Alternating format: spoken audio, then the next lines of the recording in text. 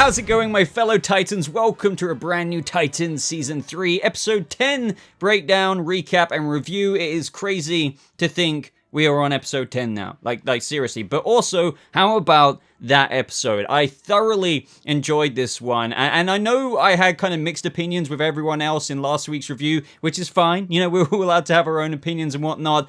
I really preferred this episode overall, just because we're kind of launched back into the Gotham situation with Crane and Scarecrow. I thought the ending, it really feels like we're starting off that next chapter with the Titans being wanted in Gotham, and a whole bunch of other things. There's one or two things I'm slightly iffy on, which I would love your guys' opinion about, which we will get to when we get to that. But overall, it's just like great being in such a mess of things in Gotham, and Crane, well, as he says, welcome to Crane Manor at the end. It really does feel like, as Anakin Skywalker once said, this is where the fun begins. But let's get right into the beginning, and that is picking up with the Batman moment for Dick Grayson. I find this very, very, very interesting, the fact that they decided to pick up with Dick looking at those eyesight letters, seeming somewhat zoned out by seeing that bat image, and I kind of still have the same thoughts. I think that this is the show's way by trying to, like, put on to Dick that he should be the next Batman.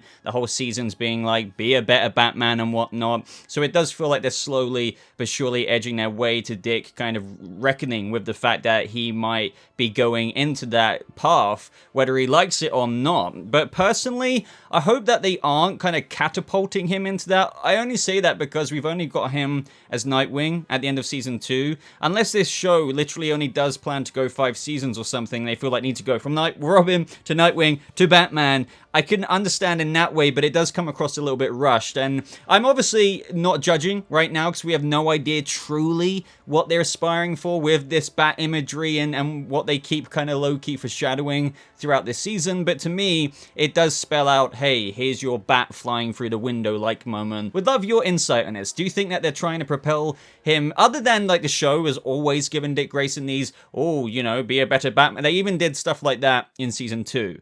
But it really does feel like they're stepping up the mark for this character, going into that territory even more, and I want your take on that. But now we cut to the GCPD, and everyone is kind of talking about the contamination in Gotham City, because we can't forget, guys, that as of the episode where Starfire blew up the kind of mainline water pipe into Gotham and allowed Crane to put his chemicals in there, yeah, a lot of shit is hitting the fan, so to speak. Half the city's population have ingested the water. We know what that made Jason act like. Well, yeah, as we saw in this episode, people... It's kind of weird as well. Like, it's like maybe... I wish they kind of mentioned something like this. It's like Crane put an extra dose or something into what he poured into the drinking water, because these people were foaming at the mouth and they may as well have been zombies. Now, excuse me if I did miss a reference like that a couple of episodes back. Maybe he did mention this in even more special dose. But if not, then... why wasn't Jason acting like a proper, like, zombie foaming from the mouth? And God, we saw that moment where Starfire was kind of wrestling that guy, and he was, like, allowing his arm to be twisted and manipulated around, and he still didn't care and was going after her. So, yeah, I guess Jason wasn't a zombie, but the people of Gotham may as well be. What I like with what they've done in this episode, it's almost a little bit of a tribute to the No Man's Land story with the National Guard coming in, shutting off all the exits and entrances to Gotham. Gotham is more or less truly alone right now, especially with where things end up at the end of the episode, with them literally wanting to ditch the Titans. It's like, screw you Titans, we don't need you. And as Scarecrow's original plan, if you guys remember, of when Jason woke up from being resurrected from the Lazarus pit, and even said back then something along the lines of making Red Hood Gotham's savior. So it looks like his plan is most definitely coming to fruition, and I think it's going to get even more exciting. And I can't help but jump to the end clip. The fact that he's in Wayne Manor now, where else could he go? To the Batcave. What's in the Batcave? In a certain vault, his Scarecrow masks. Now, I wasn't thinking they would give him an actual Scarecrow costume. I thought, okay, maybe it's just going to be Crane. But think about it. Maybe they're saving the best till last. Maybe when we see Scarecrow maybe get apprehended or die, it's most likely he's going to die. The only reason I say that is because he knows everything about everything. So I don't see how he could kind of... You get where I'm going with that. But... when he does go out, I'm sure he might now go out in his Scarecrow mask. And I need to see Vincent Kartheiser don that freaking Scarecrow mask. I need it. It looks badass. Vincent Kartheiser is bloody brilliant Scarecrow, so combination. But this is then when we jump to Scarecrow and Jason, where it's a bit of a victory lap, if you will, in terms of how Scarecrow said this is where the victors go to rest their weary heads. Now, in all transparency, this is where things, for me, personally, just my opinion here, things get a bit awry with Jason's allegiance, because I'm not sure they executed it in the best way. I like where things have ended up in this episode, him back with Crane, him doing all of this stuff. That's all great. It's more from where he was a couple of episodes ago, going to Dick Grayson, and then the whole thing with Tim happened, he runs away. This is where things don't truly add up to me. So in this moment, Jason says, we didn't win, they were going to take me back, but you effed it all up. And from Scarecrow's perspective, he's just like, let bygones be bygones, I forgive you, with, you know, how Jason was going to go back to the Titans, and he just wants to utilize Red Hood again. It's only going to be useful to Crane's master plan, as we know, to present him as Gotham's savior, which was a part of the diabolical plan all along. But let's rewind. Jason going along with things this episode, even in this moment. Even before that, even the fact that he's gone back to Scarecrow and he's listening to him and he's being inducted into the next stage of the plan. I don't really like that. Look, I'm loving this season so far. But he spoke to Dick. We saw that in the tunnels where they were once trained as Robins. He agreed to come back. We all know this led up to that moment where the Titans arrived. The whole idea was to kind of foil Scarecrow there, but Jason dipped out and ran away. Now, all I can think of in my mind is that he was worried that maybe the Titans would think that he shot Tim Drake, and so he ran away. But it's not the most organic thing. This somewhat feels artificial, and honestly, I don't want to come across as a nitpicky, whiny bitch or anything. It just doesn't. Like, you would have thought after all the communication between him and Dick, him saying very sincerely, thanks, Dick, and them agreeing they could come home, obviously, he would still have to deal with some of the consequences, but the Titans were going to let him back in. We had that moment from Gar mentioning how he was brainwashed, and none of you blamed me for that, so it looked like they were going to still deal with it. Jason wasn't going to go off spring clean or anything, but he was going to be let back in. So then we get to the shooting of Tim Drake. He could have just stayed there and been like, well, I didn't shoot him, that was Scarecrow. So, like, the fact, I know I'm articulating this quite poorly, but the essence of what I'm trying to get to here is Jason got off drugs, so that made sense. Like, he was getting sober, and he wanted to go back to the Titans. He was feeling the guilt over Hank. We had scenes of that explored in that kind of club, if you know what I mean, where he's talking to the two people. He was very much so ready to go back and deal with the actions that he regrets. And then this episode, and this is the icing on the cake for me, I would understand it if he was still taking the drug. But he's not. They're not even giving that to him. So he's gone back to Scarecrow. Yes, they have given across in his performance and his lines that he's not so on board with Scarecrow initially, and throughout this episode, he is most certainly manipulated by Scarecrow again to really lean into his frustrations. And as I said in brackets, I think they should have given him the drug again, because it would have made it a lot more believable for me and the issue I kind of take with it. But take the drug out of it, and Jason only not even long ago, like, get rid of the Underworld episode, because that's the thing that just happened in between. This still is kind of like a day or so or whatever after the events of when he wanted to go back to the Titans. So all in all, I just think it's a bit artificial and not so naturally or organically done with how he ran away when Superboy turned up. He could have just stayed. I do get in my own headcanon, as I said, maybe he was freaking out that the Titans would go mad at him there and then if they thought and assumed that he shot poor Tim Drake in that moment. But, you know, I can almost believe that, but for it to then take a leap for him to go straight back into Scarecrow's arms without being under the influence of his new anti-fear toxin, that just makes it even harder for me to believe. I know I'm going around in circles right now, and as I said, I like where it's ended back up. We've got Red Hood back again, and personally, I really enjoy that, and I love where things went with Crane Manor and the Wayne painting and all of that stuff, and Jason going back into that mode, but I feel like the execution to get to that is so contrasted to where he wanted to go back to the family. And for what? He said that Crane effed it all up, I understand that, by shooting Tim. But that wasn't you, Jason. And I know someone in the comments is still going to say, yeah, but as you've already mentioned, Boba, like, he maybe thought that the Titans would blame him for that. But he could have just denied it. And I'm pretty sure maybe Tim could have answered it when he got back and stuff. But even if we're just thinking of Jason in that moment, it would make sense for him to go back to Scarecrow if, let's just say, after that moment he took another hit of the anti-fear stuff. Then it's like, okay, he's in a very neutral state of mind, no empathy, he's apathetic and stuff again, and he's easily manipulated by Scarecrow. But they didn't do that. He's completely... I don't want to say completely clear-minded, because clearly Jason's going through stuff, but I just feel like they could have executed this quite a bit better. I just felt like they could have included something like what I've said to make it a lot more believable, but all we did get is Tim got shot, Jason leant over his body, and then he just ran away, and now all of a sudden, from that episode, that whole episode where he's reaching out to Dick Grayson to take him back, no, I'm with Scarecrow now. Minnie ran over, as I said, like, just that in of itself, I have an issue with. But where things go from here, I am in love. Because I love this iteration of Scarecrow. I feel like the smarts of him, his intellect, and the way he kind of offers and articulates that to Jason. For example, through that plan he talked about with the breakfast, the eggs and bacon or whatever. And the ultimate takeaway from that is, you know, how an idea is the most powerful weapon that we have. Gotham is in need of a new product, and he kind of proposes all of this through that video. And it's almost like this propaganda, if you will, through blaming the Titans for what he's actually done. And you see all of this footage of the Titans fighting with words popping up like thief, liar, terrorist, and stuff. We have Scarecrow's commentary over it, initially seeing a bat symbol, which was awesome. He goes on to blame Nightwing, saying, like, what has he done for you? He's robbing you. He's poisoning the very water that your children drink and stuff. And just ultimately what Dick said, people believe what they need to believe. They're scared, and Crane just gave their fear a target, and that is the Titans. The only mini issue, and this is a nitpick, I do admit,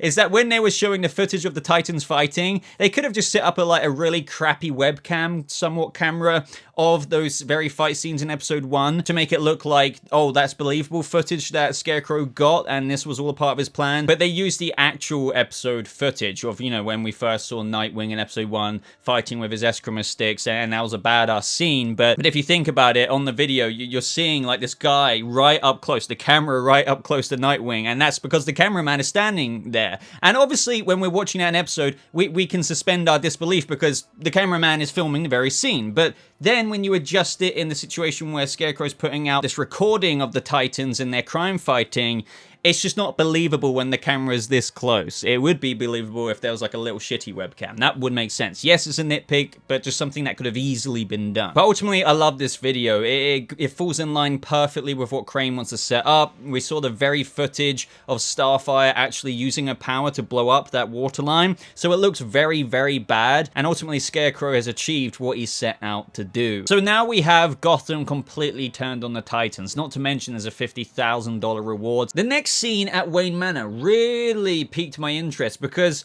unless this was just a bit of fan service, if it's not that, then it has to speak to something larger.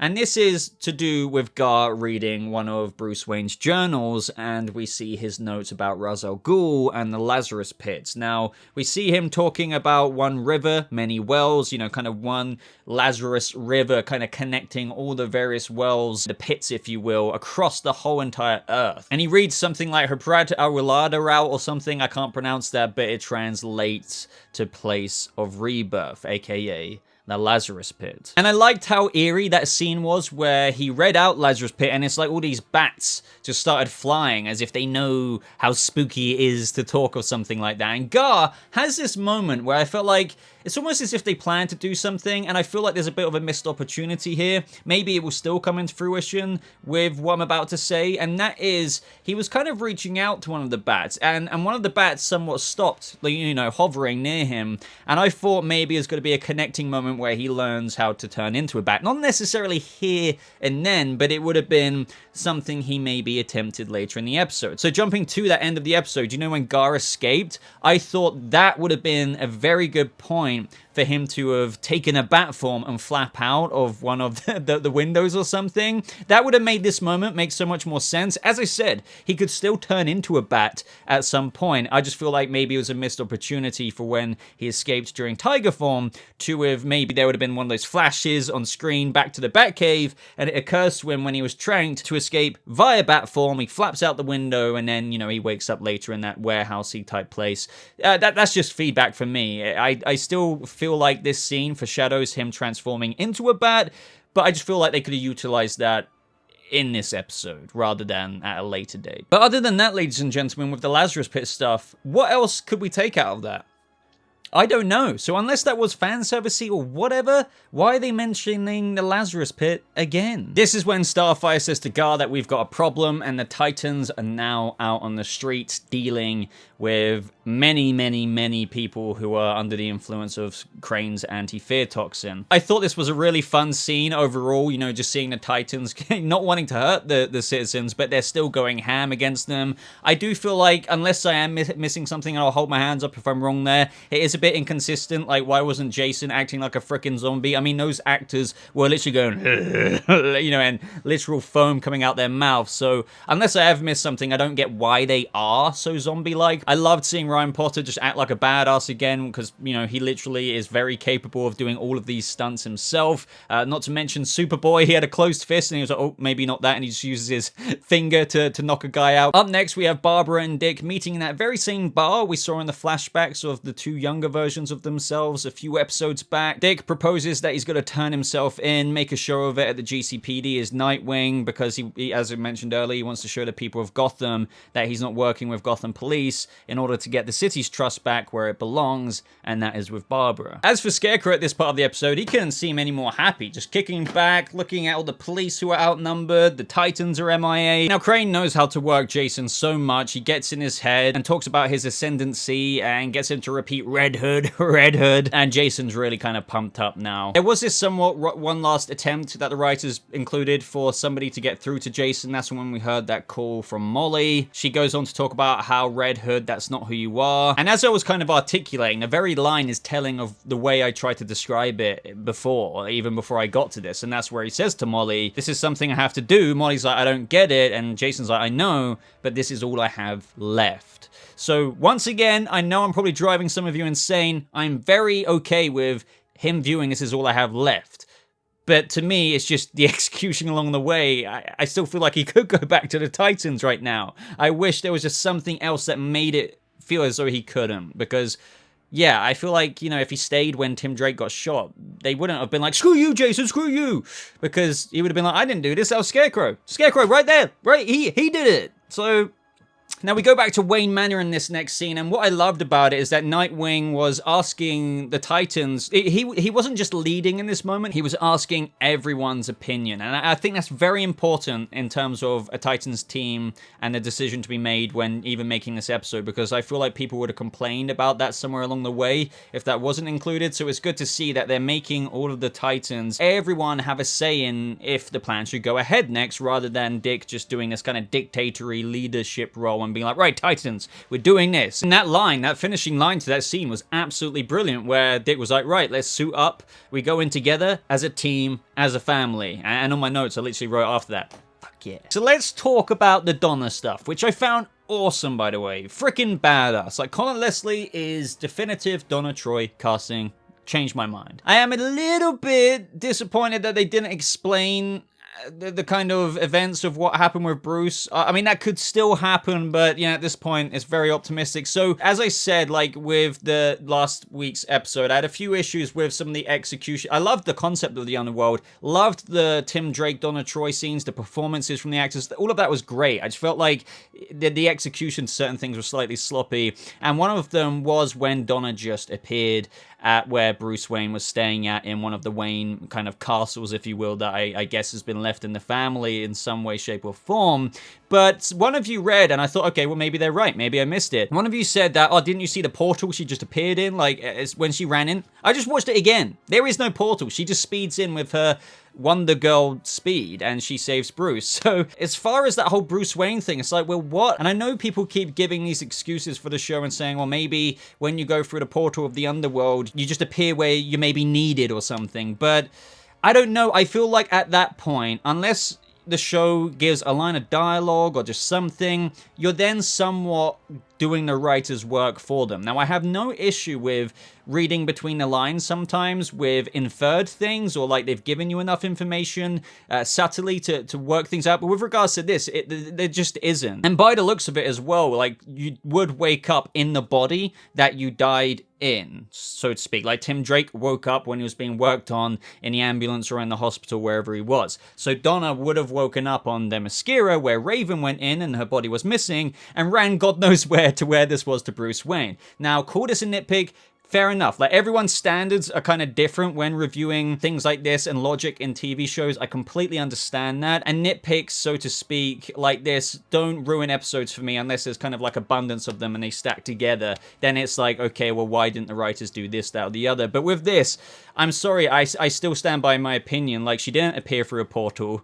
She would have woke up on Themyscira, where her body was. And how did she know Bruce was in trouble? See, and that castle wasn't even on Themyscira. So, unless I'm going crazy here, that was a little bit of a plot hole, so to speak. But, like, that doesn't mean I hate the show. Like, I wish people would stop seeing criticism as, oh, you hate her! You hate her! No, I'm just calling it how I see it. I love this show still. It's just, it's not nothing's perfect. But yeah, like, being real here, I'm sure when she does speak to Grayson again, because at the end of the episode, she obviously did get through past the soldiers into Gotham, she might mention that she saved Bruce.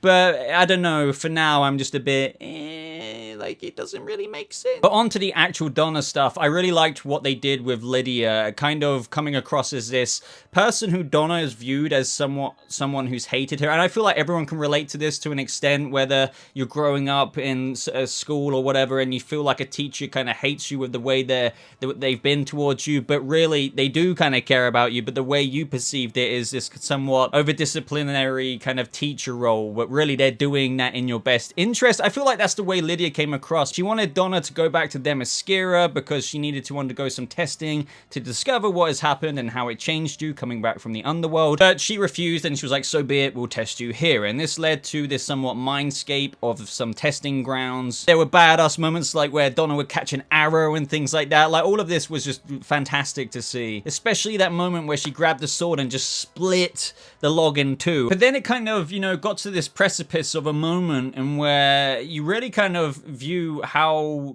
Lydia viewed Donna and how she said, if you keep doing things the way you have, you will die again. First my daughter Angela, then you. I could not survive that again. And you see how the Amazons, not only Lydia, but probably a lot of them view Donna. And that's because you see from Donna's perspective, I know you've always hated me because I'm part human. To you, that always made me less. But Lydia comes back and says, no, it's like, you know, it's the other way around. You were born not just to protect people, Donna, but to lead them. I pushed you to be more because you are more. You are of your world and my world. That makes you the best of us. So they're really kind of propelling Donna's character forward to really come into her own more than ever with regards to Wonder Girl. And that's a really interesting journey, especially when you consider that she's somewhat retired after being Wonder Girl, after Aqualad died and whatnot, and when we met her in season 1, she wasn't even doing crime-fighting stuff, so this has actually been an ongoing story arc for her character for quite some time, ever since season 1,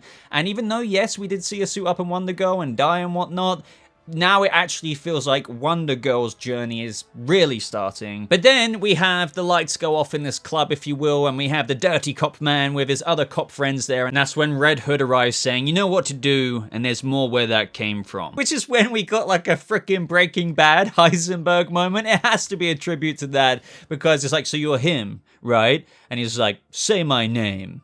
Say my name. It's just like Red Hood. Guessing that like in between scenes, it would have been detailed that Red Hood would have relayed Scarecrow's plans to obviously set up one of the ending scenes where obviously it really went sideways for the Titans, surrendering themselves in the GCPD, because, none of that dialogue or plan was exchanged, so you have to think that kind of happened off screen, and this money was a massive incentive that they could have influenced also the other cops to get in on the action and also take down the Titans and make it seem like they are the villains that Scarecrow painted them out to be. And so this is when we get that scene, ladies and gentlemen. We see the Titans in the cars arriving to the GCPD. Their plan was to get arrested or whatever, to show Gotham that, like, hey, this isn't us, so then they would pay bail, and obviously they would still be sought after at some point, but since they're out on bail, they can then operate from the shadows. So that was the plan, but obviously Red Hood and Scarecrow didn't even want it to get that far, and what more of an opportunity to paint these guys out to be villains if they're in the freaking GCPD with police and armed police and they're fighting them. That looks very, very bad. Blackfire sees a door with the light flickering and the armed cop says just move along and bashes into her. I love how Superboy just goes up to protect her, saying back off, like, you don't want to mess with me, buddy, so don't mess with her. Now, this moment seems so unnecessary, especially with the commissioner there. The literal commissioner saying stand down. But as we know, and before anyone calls this a ridiculous Titans moment, because I can almost see it already, it really wasn't, because think about how this all unfolded. That dirty cop guy who took the money from Red Hood would have shared that money and told the other cops, the armed police who had the shields and the batons and stuff, they would have already have been filled in on what to do, and that is to provoke this situation to unfold. So like all of those guys you have to assume would be in on what the detective on the upper floor who took Red Hood's money was going to do. So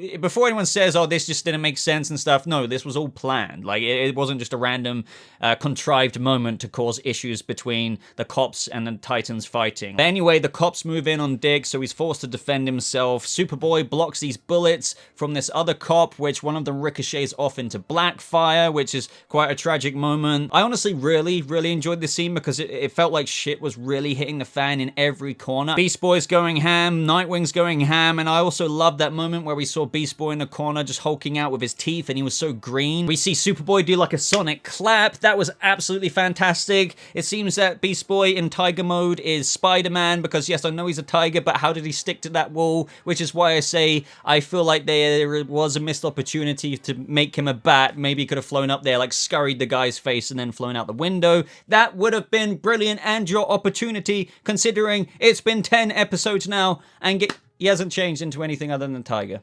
Look, I'm not trying to hate on this moment, I'm just saying, missed opportunity. And that's when the dirty cop man, as I keep saying, gets his gun out to shoot Nightwing. And this is when Barbara's forced to say to him, put your weapon down. Now, there is one thing that does annoy me about this. She's the commissioner. She's the literal commissioner. So as for her getting arrested and her rights read out to her later, I know she shot another cop and that is, something very... But it's like literally, she was saying stand down the whole time. So on a logistic level there, I don't even think this is a nitpick. Everyone was refusing the chain of command going after the vigilantes in that moment, the Titans. Like, it didn't make sense. Like, Commissioner's right there. She's telling everyone stand down multiple times. She says to put your gun down. Nobody's listening. Why is she getting arrested? Surely there's CCTV here. It would have literally viewed the whole situation with how they provoked the Titans. They attacked the Titans. Do you see what I mean? Like, it breaks it a little bit there because Barbara was in the right the whole time, so it doesn't really add up. I do think that the guy only had a flesh wound though, but yeah, it just rubs me up a little bit of the wrong way, so to speak, where you have the person at the pinnacle peak, that's being the commissioner telling everybody to stand down, put your weapon down, don't fight, yet she's the one in trouble, and the Titans are like... I guess maybe this was a part of that Dirty Cops plan as well through Red Hood, giving him all that money. I don't know. Maybe this is a thing that Barbara has to deal with from the inside out, with them wanting to get rid of her because she's allowed the Titans to do certain things and whatnot along the way. Now, that's my headcanon, putting a little bit of an excuse there. Other than that, it is what it is. This is when we see Corey and Blackfire in the church. She is really bleeding out. Another nitpick you could say, you would have thought Tamaranian armor would be able to stop a human bullet, but I guess not. Again, I really don't care about stuff like that. And this is when Corey uses her powers to try. I thought she was just going to kind of cauterize the wound, but I guess like she was going to use some healing powers. But this is when this kind of extra light appears out of nowhere. We have Blackfire's eyes kind of like light up. Now, this is where I do want to pose a question to everyone. Do you think this was deliberate on Blackfire's behalf? I'm caught in the middle, because she did seem surprised, but then she did grab Corey's hand, and it's like, even if she was surprised, maybe she knew what was happening in that moment, so she just kind of latched on and wanted the power. It's hard to work out, but regardless, she absorbs, you know, she was a cursed child. She was born without powers, you know, the Starfire powers. Now she is and has embraced and has been imbued with the Starfire powers. So she now has everything she needs to rule, basically. And that's the way Corey sees it. It's a little bit of like a, you know, argument that's going on here. Yet again, you don't know if she's right or if she's wrong. And as Blackfire says, I didn't do anything. None of this is what I wanted. What is it going to take for you to trust me? But then again, that could be her faking that. Maybe she was wanting this opportunity. But it's not like she could have planned for that bullet to hit her. So do you think it's going to be the situation of where, once again, Corey is disregarding her sister in a situation where she didn't actually plan this, and through that rejection and assumption of her doing this with ill intentions, is that going to project her down a villainous path, only because it was kind of Starfire's making with how she didn't actually plan to do this and take her own sister's powers? I don't know. I genuinely don't know. I know everyone's been waiting for Blackfire to kind of spit back in the face of the Titans family, but I don't know if it's going to be one of their own making or one of Blackfire's. Like, did she actually intentionally take the powers? It's really, I like the way they did this scene because it is ambiguous. I'm not going to lie though, I feel like maybe they should have cut some of the end off, just because it got to the point of where Blackfire said, let's find somewhere safe, just us, so we can fix whatever this is, and Starfire's like, I'm going to go help the others, and there's a bit of debate about how they're not your family and blah, blah, blah, but it's just like, well, you could just give the powers back in this moment. I understand that may be an easier said than done thing, but it's just like, well, you could have just tried to give the powers back here and now, but they didn't. So, like, as I said, I feel like if they shaved that bit off, it wouldn't have introduced that problem as to why it's like, oh, you took my powers, we're arguing about it, but hey, it's just like, if you want to prove that you didn't steal them, just give them back to me. But that dialogue didn't happen when it could have easily happened, but it didn't. In my prediction, it could, well, go in one of two ways. Obviously, Blackfire could go very villainous from here on out, or she could prove to her sister for once and for all that she has everything she could ever want. She's now got the powers that you're imbued with to become a queen of Tamaran, and that's one thing Blackfire's always wanted, but she might give it back to her sister, thus proving the ultimate act of loyalty.